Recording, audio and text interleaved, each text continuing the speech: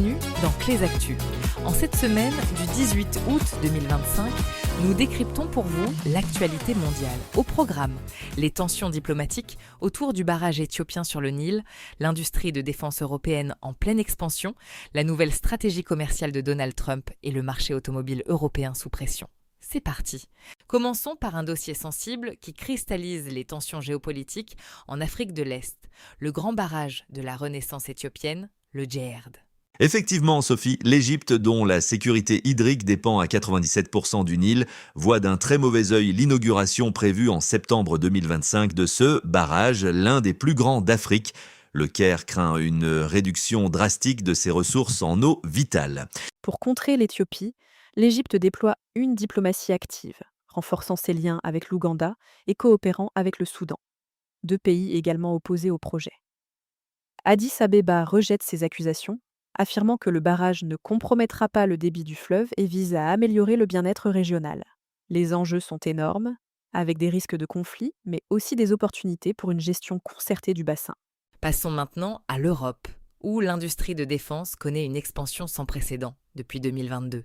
L'invasion de l'Ukraine par la Russie a marqué un tournant. Les usines d'armement européennes augmentent leur production à un rythme 3 fois supérieur à celui de la période de paix, avec plus de 7 millions de mètres carrés de nouveaux développements industriels.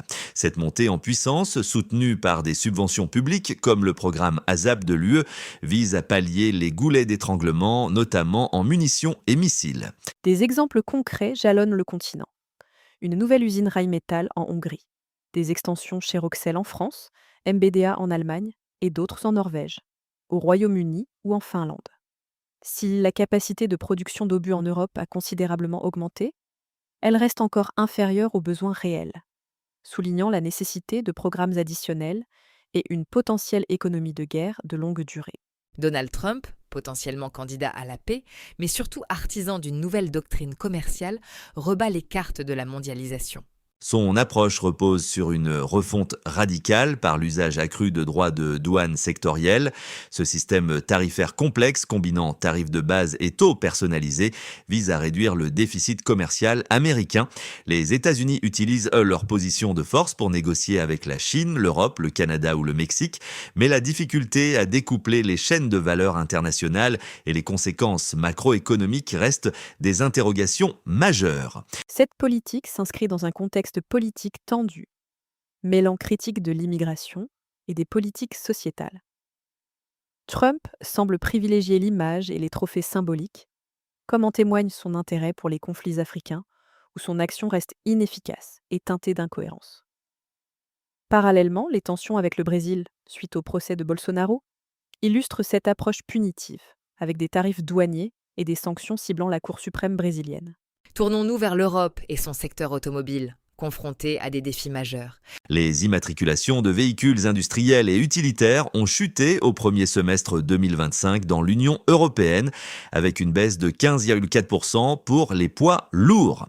L'électrification progresse, mais reste très en deçà des objectifs, le diesel dominant largement.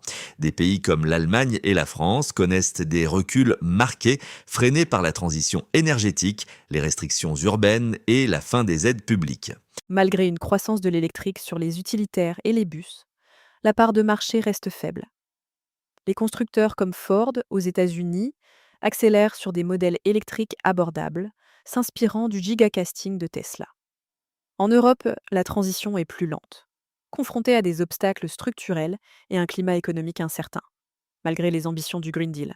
Voilà pour l'essentiel de l'actualité mondiale cette semaine. Les tensions géopolitiques en Afrique, la réorganisation de l'industrie de défense européenne, la politique commerciale américaine et les défis du secteur automobile européen étaient à l'honneur.